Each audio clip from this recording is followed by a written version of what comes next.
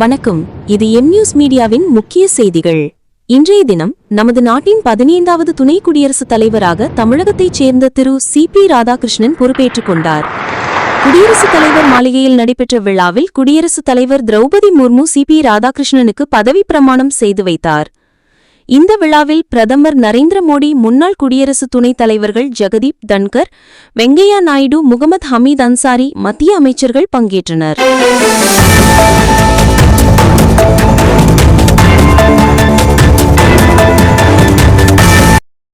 Discharge the duty upon which I am about to enter.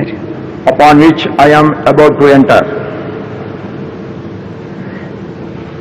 Congratulations.